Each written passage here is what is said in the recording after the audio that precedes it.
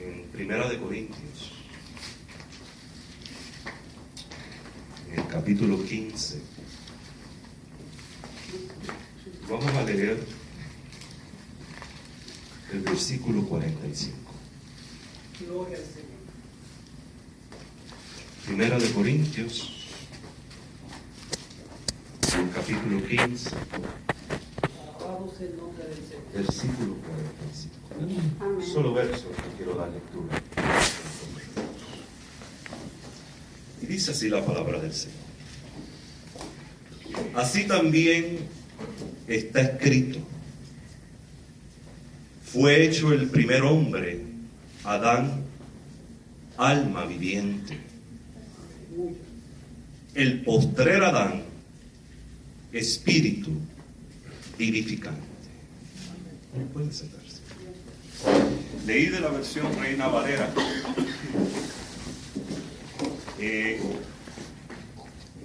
Cuando leemos en otras versiones más modernas, cambia el sentido de este texto.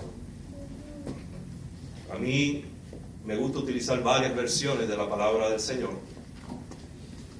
Siempre me mantengo en lo tradicional. Cuando me acerco más a estas traducciones originales, recibo más pureza de la palabra del Señor. Pero también me gusta utilizar versiones más modernas para poderlo comprender en el pensamiento actual. Hace unas semanas atrás, cuando nuestro hermano Germán me delegó esta responsabilidad y comienzo a estudiar el tema de la resurrección de Cristo,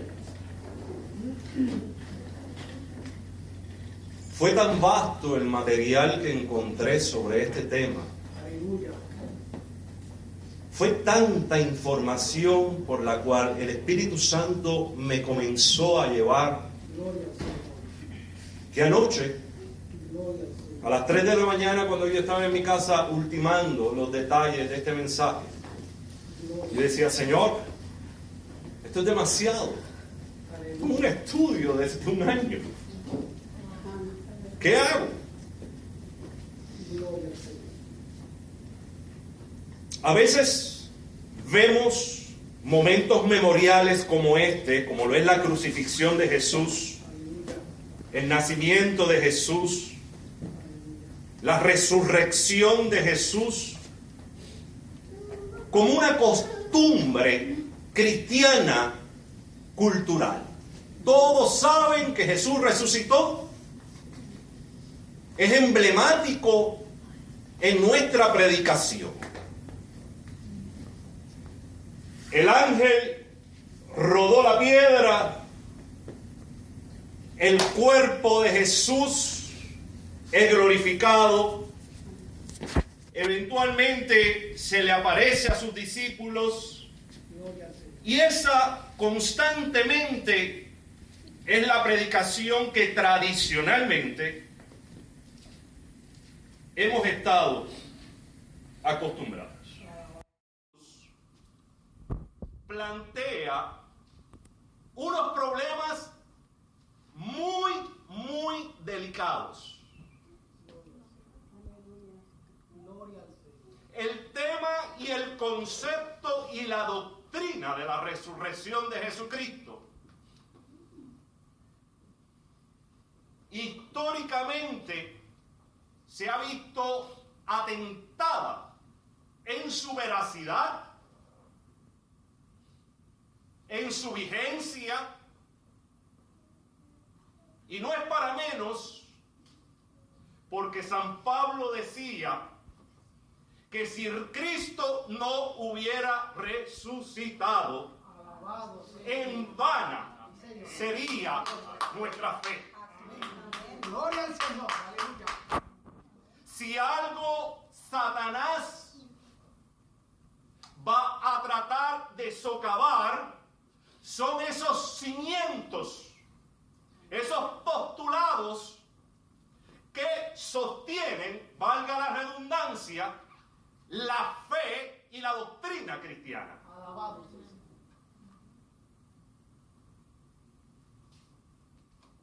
Él ataca por abajo.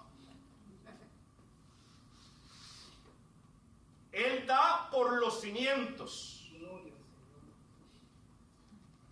Aleluya. Gloria al Señor. Hemos dado lectura a un verso que se encuentra en la primera carta que San Pablo le dirige a los creyentes de Corintios o de Corinto. Y quiero delinear en cierta medida el trasfondo en que Pablo escribe este verso. Corinto, la iglesia de Corinto, fue una iglesia fundada por el apóstol Pablo, cerca del año 50 después de Cristo. 6 años después de su fundación, San Pablo, estando ejerciendo uno de sus ministerios más largos regionalmente en Éfeso, de 3 años, escribe esta primera carta a los Corintios, que en realidad no es la primera carta, es la segunda carta y la segunda es la tercera. Y usted dirá, ¿por qué? Porque hubo una primera carta que se desapareció y él habla de eso. No está en el canon bíblico, pero él menciona una primera carta que le había dirigido a los corintianos. No la tenemos en el canon. Así que lo que consideramos hoy en día la primera carta a los corintios en realidad viene siendo la segunda. Y la segunda, la tercera. Esta iglesia, Pablo la conocía muy bien. No solamente porque la había fundado 5 años antes de dirigirse a ella, sino porque había estado 1 año y medio viviendo allí durante su fundación. En el segundo viaje misionero del apóstol Pablo es que él llega a Corintios. Corinto es parte de ese istmo de Grecia. Se encuentra al sur de Grecia, al oeste de Atenas, en un lugar muy estratégico en términos de sus rutas comerciales. No solamente era un centro comercial opulento, sino que también se convirtió en el centro de las operaciones militares de Roma en aquella región. De hecho, era una colonia romana.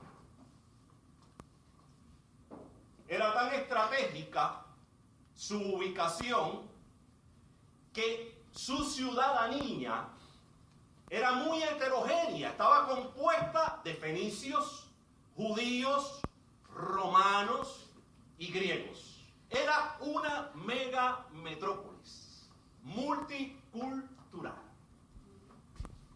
como Houston. Había de todo.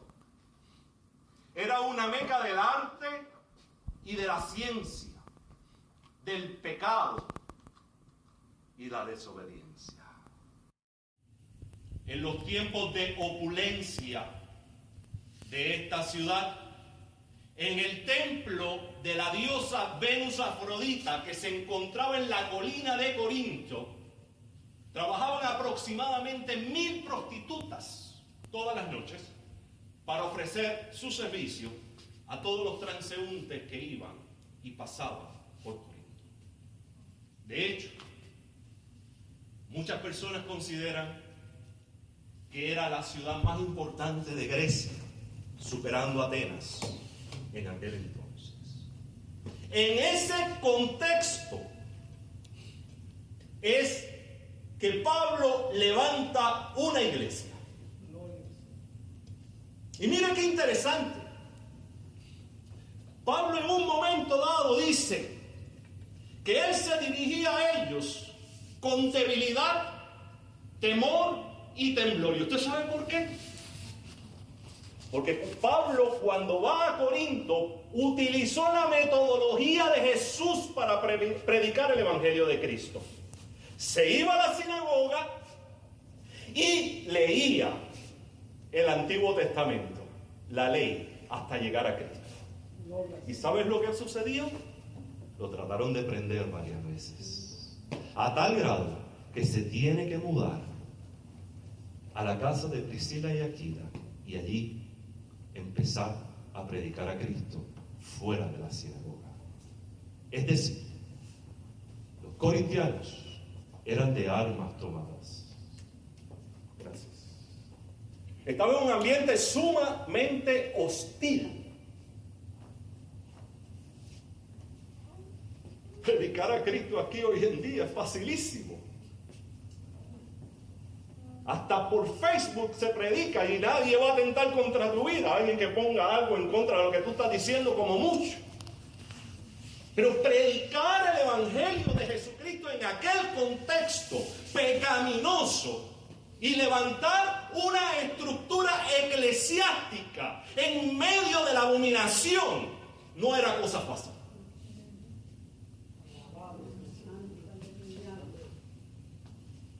Pablo sabía que la iglesia estaba en el mundo y la iglesia tenía que estar en el mundo, pero el mundo no podía estar en la iglesia. Gloria al Señor.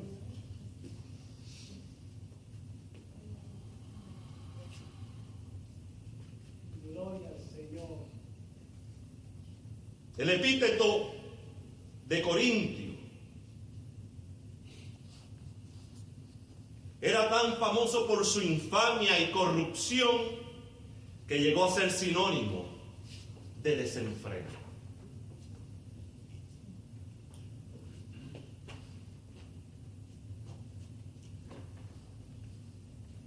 A esta iglesia no solamente le afectaba la vida mundana que en su entorno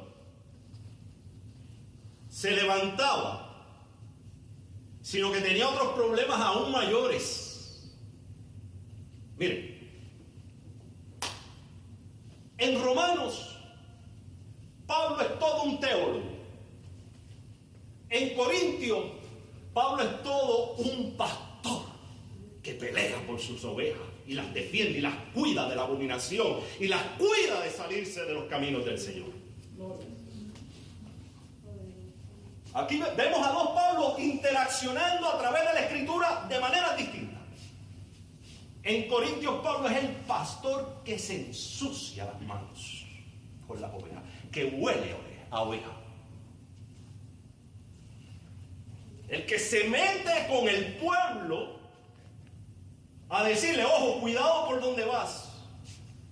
Las cosas por ahí no van bien. Es un guía espiritual, es un maestro. Este contexto de la iglesia de Corintios no se podía ver más afectado por los problemas internos que tenían de división. Problemas en los frutos del Espíritu. Era una iglesia con unos dones increíbles, pero con pocos frutos. Era una iglesia que amaba a Dios y que había recibido el Evangelio de Jesucristo, pero su rostro no era el rostro de Cristo.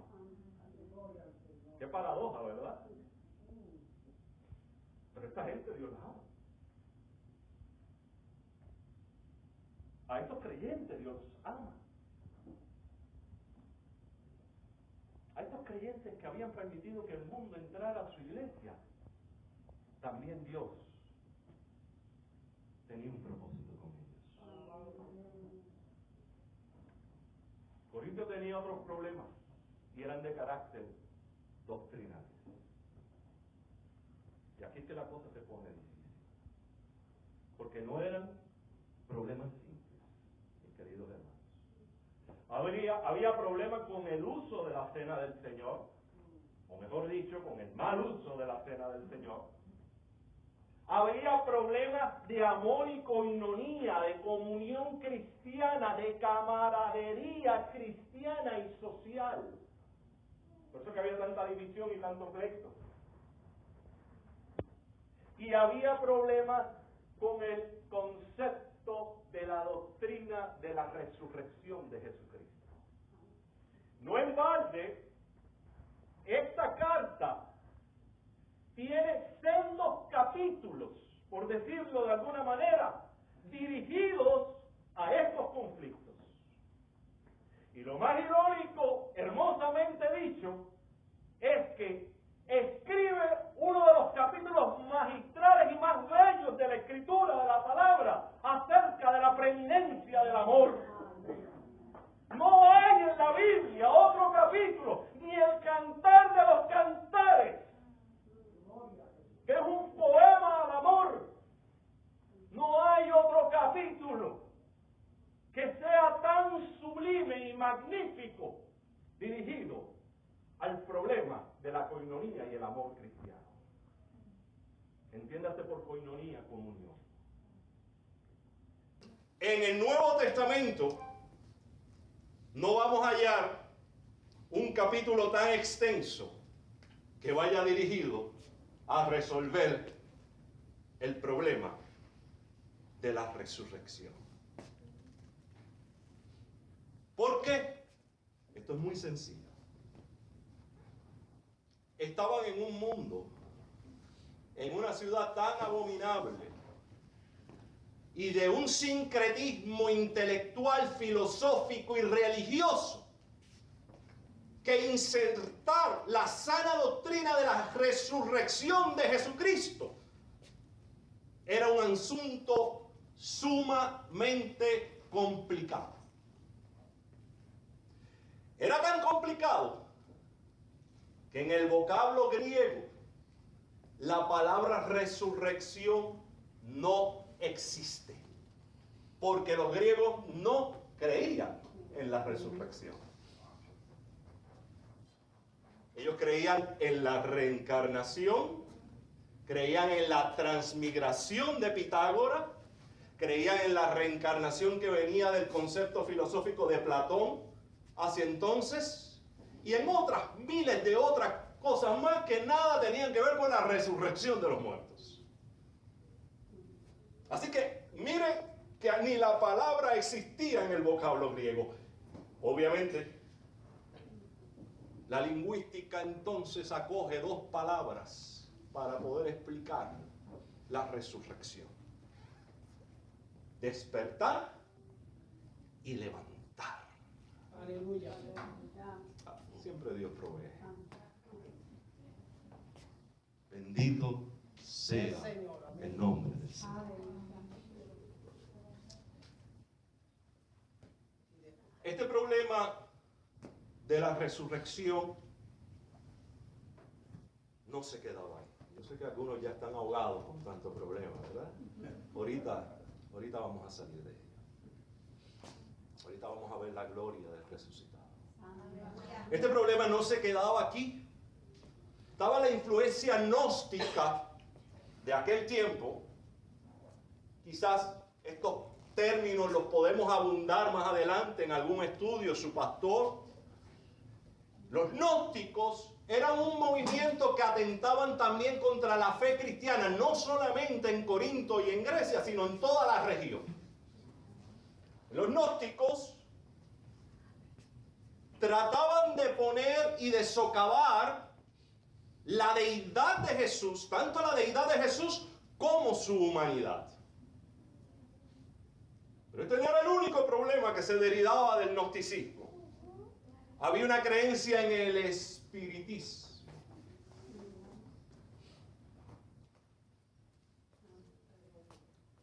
En los fantasmas. En el concepto fantasmagórico que hoy en día usted y yo conocemos. Es por eso que cuando los discípulos están en la barca, porque no solamente eran los cristianos de Corinto los que tenían estas influencias, aún los discípulos de Jesús, Cuando los discípulos están en la barca y se levanta una tempestad y Jesús viene caminando a ellos por las aguas, lo primero que dice es un fantasma. Era parte de su sistema de criterios, hermanos. A veces leemos estas cosas en la Biblia, pero no conocemos el trasfondo. Por eso es importante conocer el trasfondo, para ubicarnos en tiempo y poder entender la palabra del Señor. Muchas expresiones no vienen retóricamente, tienen un trasfondo en la vida de estos seres humanos. Los discípulos creían en esto, en cierto momento, obviamente. Y es por eso que Lucas procura dejar claro también en su evangelio, en su epístola, que Jesús no es un espíritu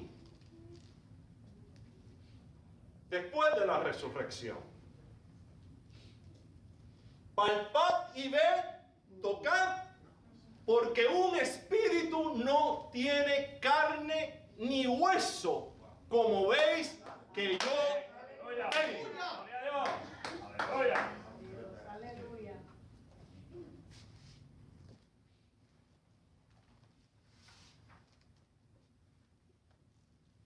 Lucas era médico. Lucas era científico, ¿sabes?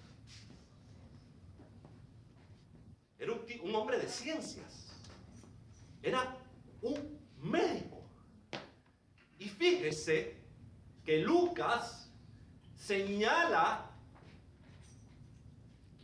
lo que Jesús dice, que un espíritu no tiene carne ni hueso, y es específico en estos dos elementos corpóreos, carne y hueso. Fíjese que no dice carne ni sangre, porque la sangre representa la vida humana y la muerte. Y Jesús era un cuerpo ahora glorificado. Pero un cuerpo tangible. Mete la mano aquí, toca. Tócame.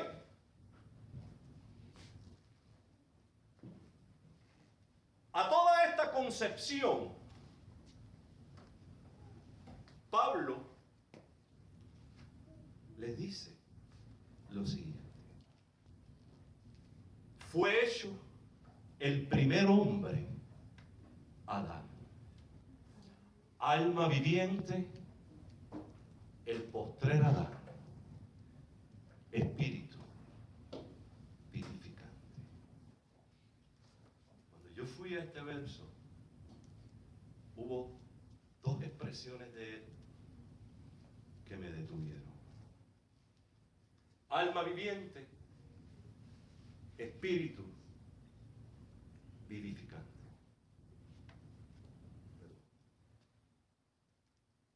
El término postrer Adán lo acuñó Pablo para indicar que no puede haber un tercer hombre representativo, sin pecado y sin padre biológico humano, como lo fueron Cristo y Adán. De hecho, si el postrer hombre hubiera fallado, no hubiera otro. Por eso, la victoria de Jesús, tanto en la cruz como sobre la muerte, era tan importante dentro de los designios del Padre. Y para cumplir con los designios del Padre, entonces haría falta algo que en nuestra vida cristiana es fundamentalmente hablando necesario: obediencia al Padre. Gloria al Señor. Sin la obediencia, Jesús no hubiera consumado su historia. Y usted y yo no estaríamos aquí adorándole. Gloria a Dios.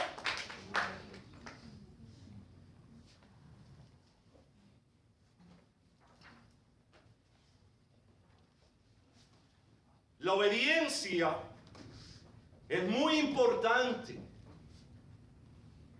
porque es ser fiel a Dios independientemente de las circunstancias. Y en estos momentos me quiero apropiar de unos sucesos en la vida de los discípulos. Y son esos momentos cuando los discípulos pierden a Jesús. Cuando los discípulos pierden a su maestro. Estos eran hombres naturales como usted y yo, con errores, con debilidades.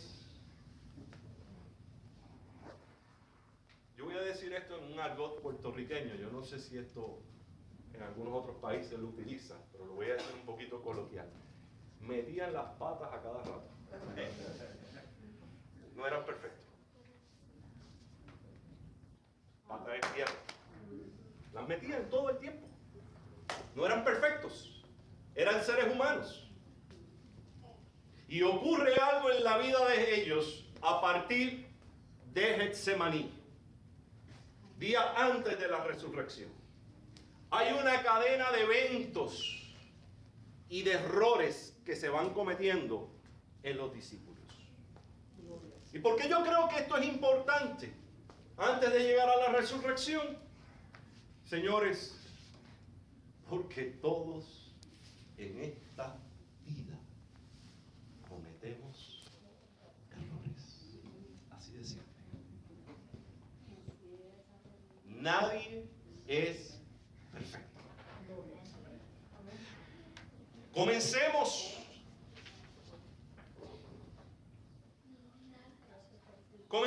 con el primer gran error. Uno de los discípulos de Jesús negoció a Jesús y lo tomó por objeto de valor. Hizo de la experiencia con el Señor Jesucristo un negocio lucrativo.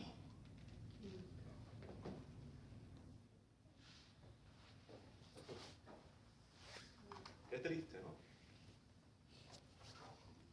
Qué triste es cuando se coge el Evangelio de Jesucristo para hacer un negocio de él. Eso es muy lamentable, hermanos. Es muy lamentable. Y yo sé que ustedes entienden. Ese fue Judas, a quien Jesús lo confronta en el Getsemaní, en el arresto, con una pregunta. Escucha bien. Y escucha bien cómo se dirige a él. Amigo, ¿a qué vienes? Escuche, amigo, lo llama amigo. ¿A qué vienes? Quiero decirles algo, mis queridos hermanos. La intimidad de Jesús es una intimidad progresiva. Jesús primero los llamó mis discípulos, luego los llamó mis amigos, luego los llamó mis hermanos, y cuando se le apareció después de la resurrección en el mar de Tiberia, en uno de los pasajes más hermosos que nos relata el evangelista Juan, y pone un pez sobre una brasa y un pan, les dice: hijitos míos. Qué hermoso.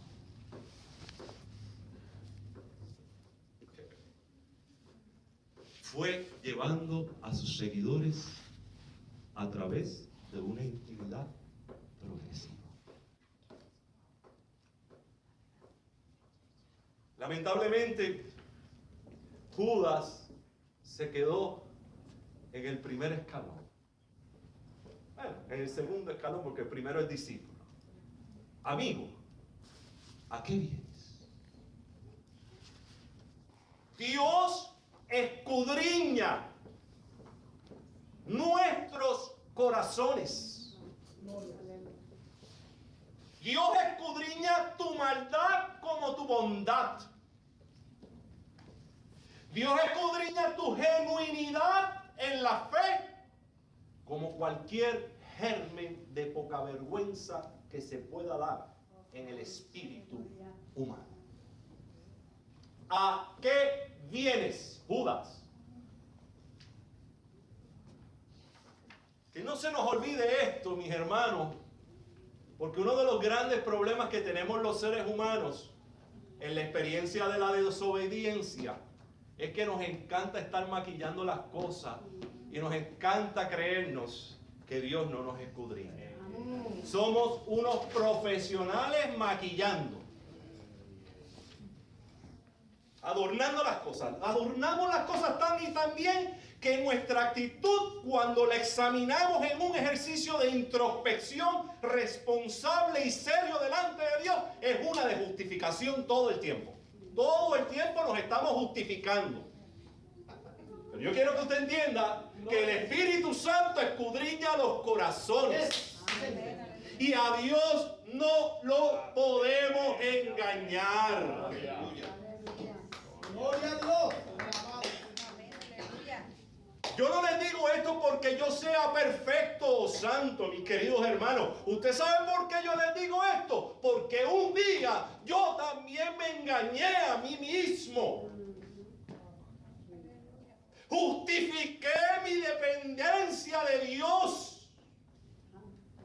Perdón, mi independencia de Dios. Justifiqué a través de miles de razonamientos que usted ni se puede imaginar, para hacer mi voluntad y no la del Padre. Alabado sea el Señor. San Pablo decía, irrevocables son los dones y el llamamiento de Dios. Y cuando Dios tiene algo contigo, tú vas a huir por un camino y Dios te va a salir por 1000. Gloria al Señor. Cuando Dios tiene algo en sus designios con el ser humano, contigo, aunque sea en un matrimonio, en tu individualidad, Dios te va a salir al camino. Así le pongas excusas, así huyas, te va a decir, ¿a qué vienes? ¿Por dónde vas? ¿Por qué camino tú vas? Entonces, ¿qué le vamos a decir al Señor? ¿Cuál será nuestra respuesta?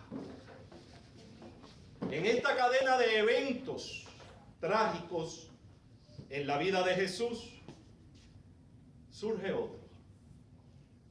La muerte de uno de los del grupo. Y no es cualquier muerte, mi querido hermano. Se suicidó. Mire. ¿Ok? Capiche. Se quitó la vida. ¿Usted no cree que esto comienza a crear una tragedia emocional en la vida de los discípulos? Porque aunque hubiera habido una traición, era uno de los de ellos. ¿Quién no sufre cuando pierde un ser querido?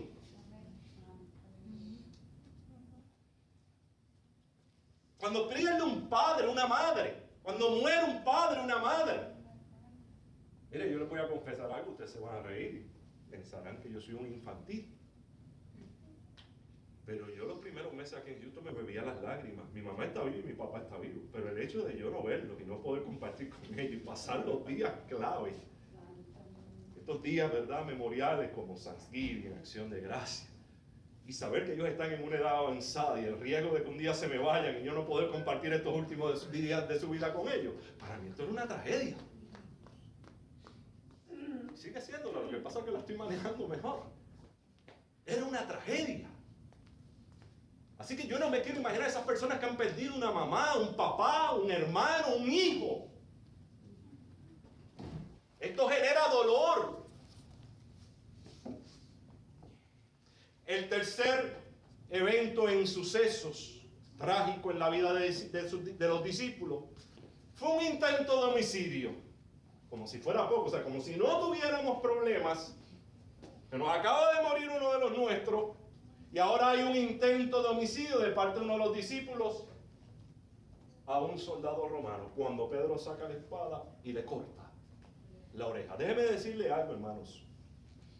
En cualquier jurisprudencia, sacar la espada y cortarle la oreja a alguien es un intento de homicidio.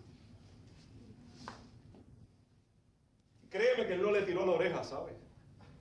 Él le tiró a cortarle la cabeza. Parece que el soldado se habrá movido y le agarró la oreja. Pero yo no creo que, conociendo al Pedro de las Escrituras, yo no creo que le haya tirado a cortarle la oreja. Le tiró a cortarle la cabeza.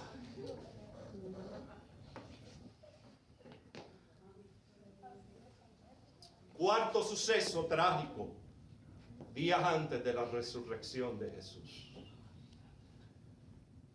Todos, escuche bien, escuche esto, todos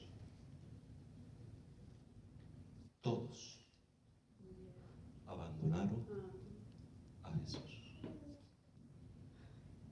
Mire qué tajante es Mateo.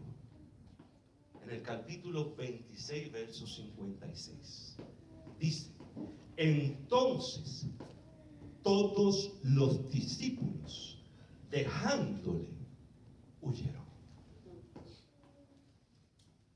No se quedó ni uno. No se quedó ni el que tenía la tendencia de congraciarse con Jesús, que era Juan, que estaba todo el tiempo pegado al pecho. Todos, patitas para que te quiero, huyeron. No hubo ni uno que se quedara.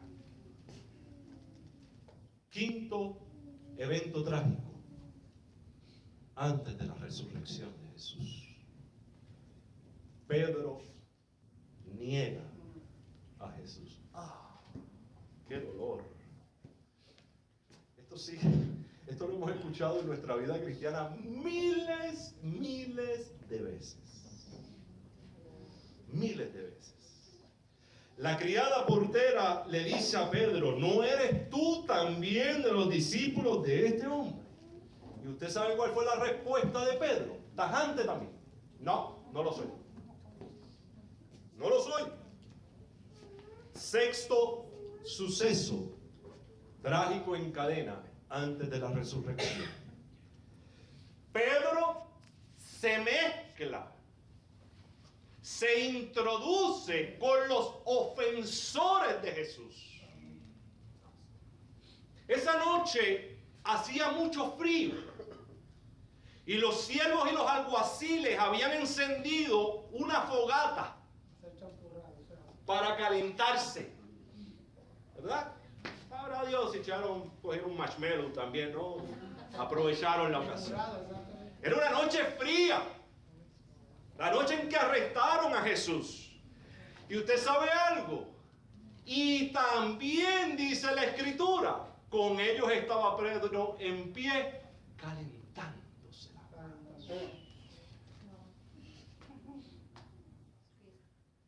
Hablamos muchas veces de la negación oral, verbal de Pedro, pero pasamos por alto este suceso. La negación oral lo llevó a una negación con la actividad de su vida.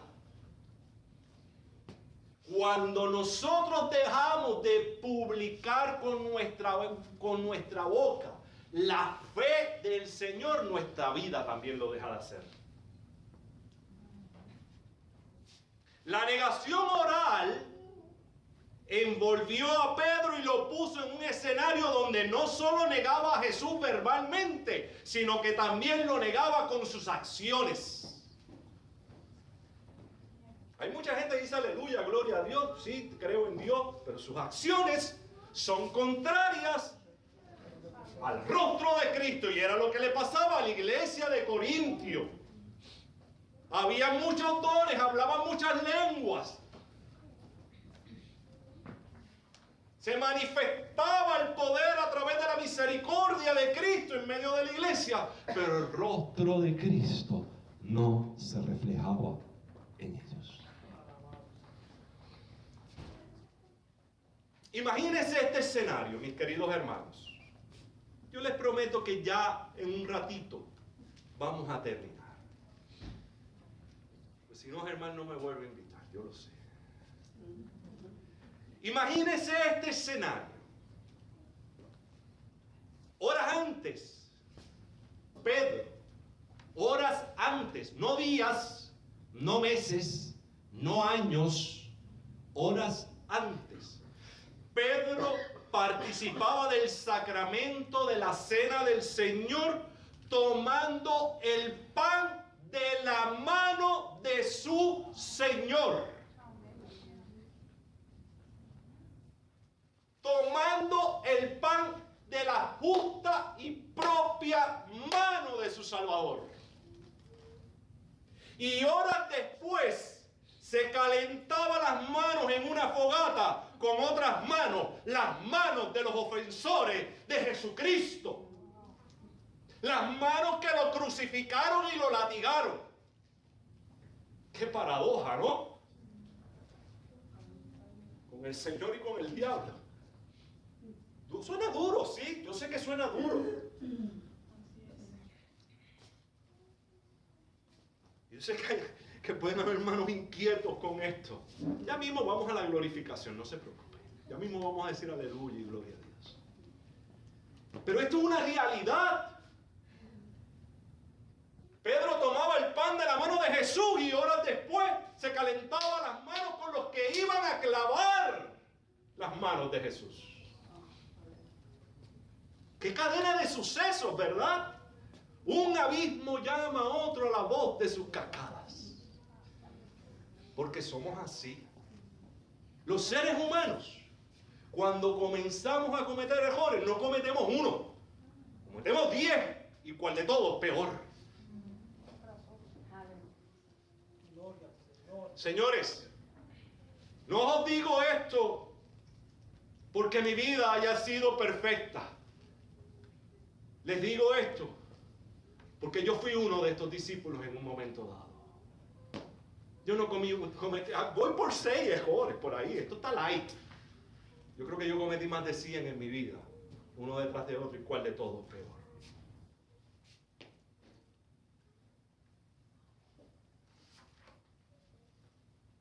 Pedro se calentaba las manos en aquellas brasas donde estaban los ofensores de Jesús, como si la vida le quisiera estrujar en todos sus sentidos la negación que había proferido. Séptimo evento en cadena, trágico en la vida de estos hombres, y con esto termino los eventos. Jesús, el maestro, el líder, el que usted adora aquí hoy y que ellos adoraron allá y caminaron 3 años y medio escuchándolo predicar constantemente por todos los caminos,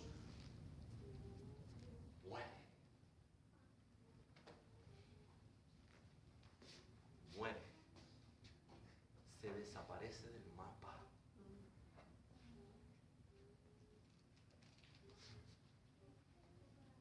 Una cosa es que te digan, voy a morir.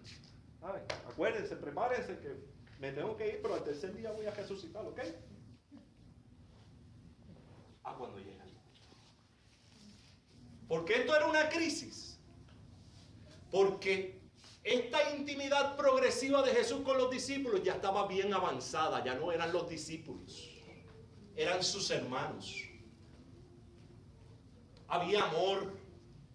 Eran humanos, eran almas vivientes. Las almas vivientes representadas en Adán y en el primer hombre son seres humanos como usted y como yo, que tenemos emociones, sentimientos, que sentimos dolor, que si nos dejó la novia o el novio lloramos, que si se nos murió la mamá lloramos, que si perdimos un trabajo lloramos, que si salió una enfermedad en nuestro cuerpo nos afligimos y nos atormentamos. Ese es el hombre natural, el primer Adán. Esto era una crisis para los discípulos, esto no era poca cosa. A tal grado que se desorientaron, escúchalo bien, se desorientaron. Voy a hacer una pregunta retórica. Significa que usted no me la tiene que contestar. ¿Hay alguien aquí que en algún momento de su vida se ha sentido desorientado? No me la tiene que contestar. ¿Te has sentido desorientado en tu vida en algún momento? ¿Has sentido que tu vida no tiene sentido? Que llevas años sirviéndole al Señor y hasta tu fe se ve minada y atentada. Te acostumbraste a una liturgia, a un culto los domingos, pero has perdido la intimidad con el Padre en tu recámara, en tu habitación, frente a tu cama de rodillas llorando con Dios.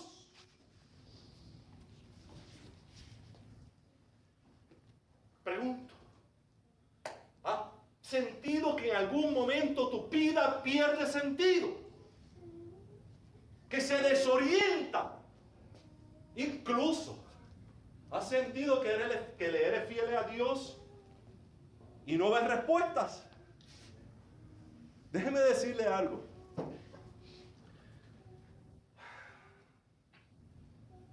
Después del viernes en que Jesús fue crucificado, vino un día que le llaman sábado de gloria. Escuche esto, que no es tan de gloria para los discípulos, ¿sabe?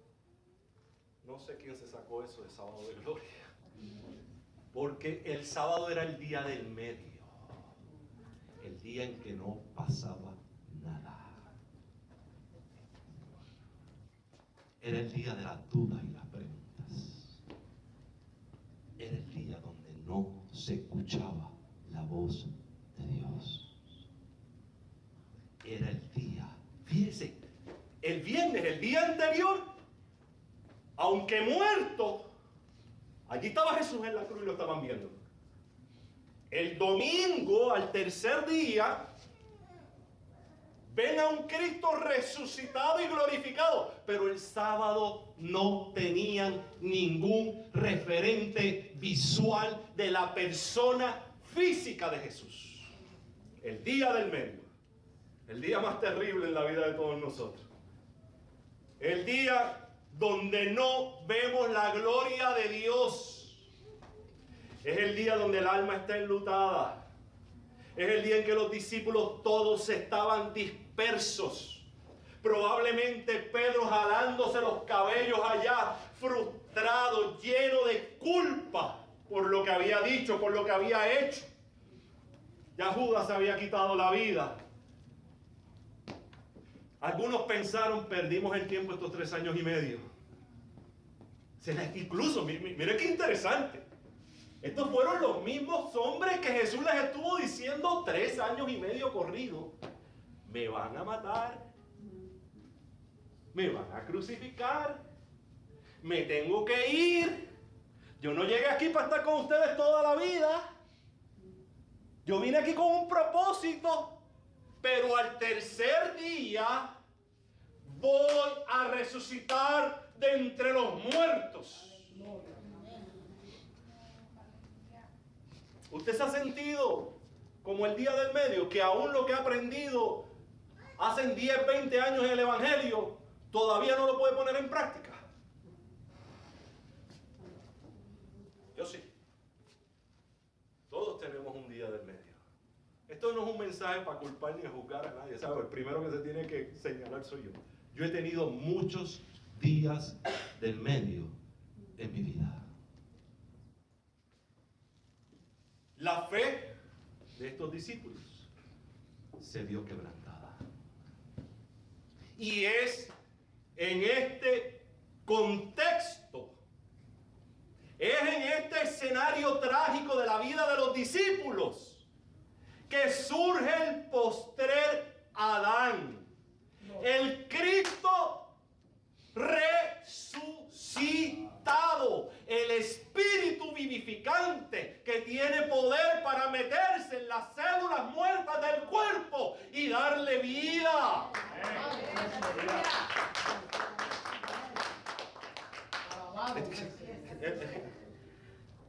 Hermanos, cuando Jesús dice tengo sed en la cruz del Calvario, la mayoría de los teólogos y de los médicos, de los doctores en medicina, estiman que esta sed era producto, obviamente, de deshidratación, pero era producto de que sus heridas fueron tan severas y tantas, y estuvieron expuestas a polvo, a madero, a espinas, a tanta bacteria, estaban ya infectadas y su cuerpo ardía en fiebre, porque la infección trae fiebre.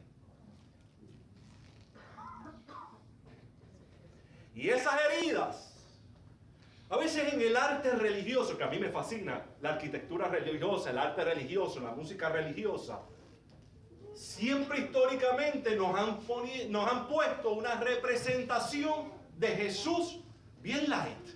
Una gotita de sangre aquí, bien, un rotito. Es gracioso, ¿no? Pero cierto. La representación artística históricamente ha sido bien light. Solamente ha habido una persona en el arte que utilizó el séptimo arte, la cinematografía, para representar al Jesús de Isaías 53. Y fue Mel Gibson. De hecho, el viernes la vi de nuevo. La he visto 10 veces y no me canso. No hay una representación históricamente hablando, desde la época gregoriana hasta hoy, en el arte religioso, que le haga justicia a la realidad del cuerpo de Jesús. Fue quebrantado. Los látigos romanos tenían una especie de hueso en la punta que cuando se pegaban a la carne y salían, la sacaban, la desgarraban. Isaías dice que perdió su hermosura. ¿Ok? Y es este cuerpo putrefacto ya a 3 días de su muerte. El poder de Dios levanta. Entró a cada átomo, entró a cada molécula, entró a cada articulación, entró a cada herida, y ese cuerpo lo glorificó y lo resucitó.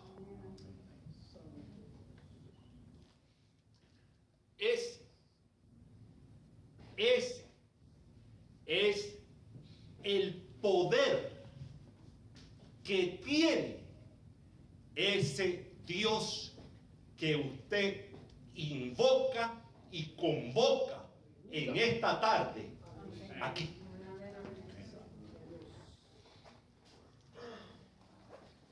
No es poca cosa. Si usted fuera más dado a escudriñar la vida de Jesús, le aseguro que tendrá una comprensión con mayor plenitud de lo que le estoy hablando en esta tarde. Esto exige de nosotros una vida. Ir a la palabra donde está su historia redactada. Y dejar que ese cuerpo de luz glorificado entre a cada dimensión de tu vida y de la mía.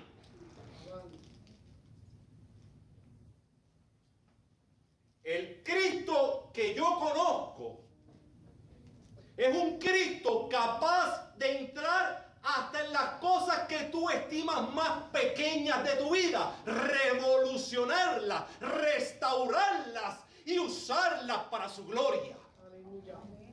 A veces estamos esperando milagros de ver un muerto levantarse, un paralítico paralítico caminar. Y todos los días, en cosas que usted no se imagina, Dios está haciendo milagros. El salmista decía: Señor, abre los ojos de mi entendimiento para poder contemplar las maravillas de tu ley. El problema está en nuestros ojos, en nuestro entendimiento entenebrecido. Pero si el Espíritu entra a ese entendimiento muerto y putrefacto, habrá gloria, habrá luz, habrá salvación. Aleluya.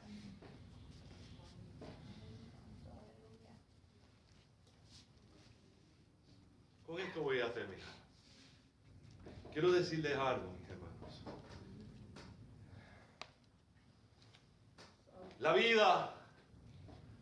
vida no se trata de dar grandes saltos. No es el que salte más lejos. No es el que dé el salto más largo. ¿Sabe de qué se trata? De pequeñitos pasos todos los días, pero constantes. Así fue la vida de estos discípulos. Caminaron 3 años y medio con Jesús y a la hora de la verdad todo lo que habían aprendido se les fue por la borda ante la realidad de la vida. Escuche bien lo siguiente y ya voy a terminar. Los discípulos, los seguidores de Jesús, como usted y como yo mencioné que hicieron 7 cosas. Sabrá Dios cuántas más que no están redactadas. Hicieron una sola cosa correcta. Escuche bien esto, yo voy a terminar ya. Una sola correcta. Y fue que dentro del sentido de culpa que tenían por sus errores, dentro de sus frustraciones y su falta de fe en un momento dado, dentro de su dolor y amargura por la pérdida, dentro de tantos errores en cadena que se habían cometido, a lo último, en el momento justo y necesario, cuando las mujeres le llevan el mensaje de que Jesús había resucitado, se unieron. Escuchen esto.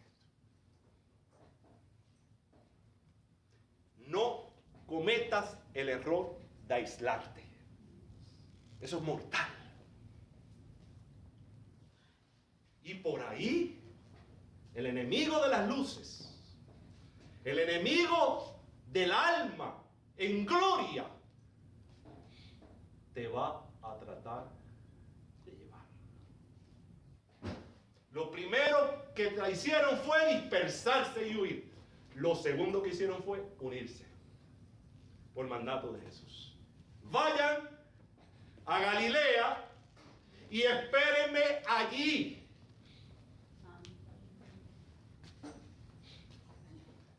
Y de pronto, dentro de todo este teatro trágico que les he hablado y planteado y mostrado en esta tarde, aparece Jesús con todo poder y gloria, con toda luz, y les dice: hijitos míos, paz, paz, paz, paz, paz, paz, paz a vosotros. No se turbe vuestro corazón ni tenga miedo. ¡Aleluya! ¡Gloria a Dios! ¡Alabado sea el Señor! Por favor, internalícelo. Paz es la primera palabra de Jesús. Alabado sea el Señor. Paz. Paz. Erradica la ansiedad. Erradica la duda. Erradica el miedo. Paz. La Biblia dice: busca la paz y síguela. Clama a Dios para que dé paz a tu alma y a tu corazón. Y no importa que el mundo esté al revés, al lado tuyo, y tú estarás fijo delante de Jesús. mas nuestra ciudadanía está en los cielos, de donde también esperamos al Salvador, al Señor Jesucristo, el cual transformará el cuerpo de la humillación nuestra para que sea semejante al cuerpo de la gloria suya, por el poder con el cual puede también sujetar a sí mismo todas las cosas. Me encanta esa palabra. Sujetar. El poder que puede sujetar.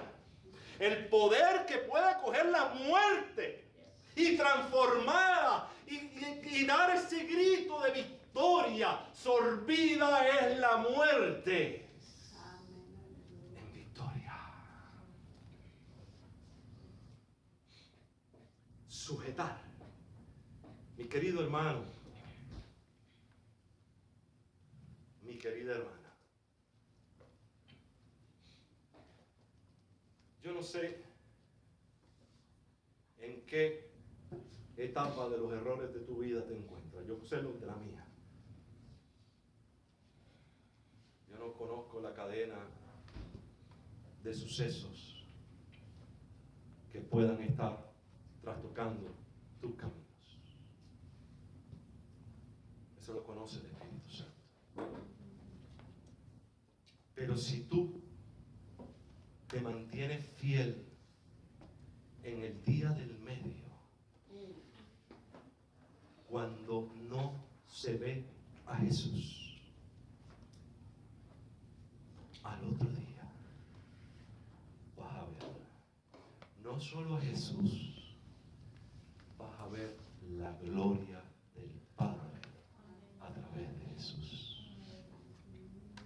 Dios no es hombre para que mienta, ni hijo de hombre para que se arrepienta. Cree que Dios va a sacar la cara por ti. Dios va a sacar las manos por ti. Dios va a mostrar sus heridas una y otra vez al Padre cuando tú vengas con un corazón contrito y humillado. Dios va a sanar y a restaurar tu vida. Y se lo digo, hermano, porque yo soy testigo de la gloria del Señor. No pretendo haberlo alcanzado ya todo, pero sí me propongo algo: poner mi mirada en Cristo Jesús. Y todos los días en mi oración íntima le pido algo al Padre. Yo no tengo por qué revelarles mi intimidad con Dios, pero esto se los quiero revelar porque sale de mi corazón. Le digo: Señor, permite que yo te pueda ser fiel y obediente. Eso es todo.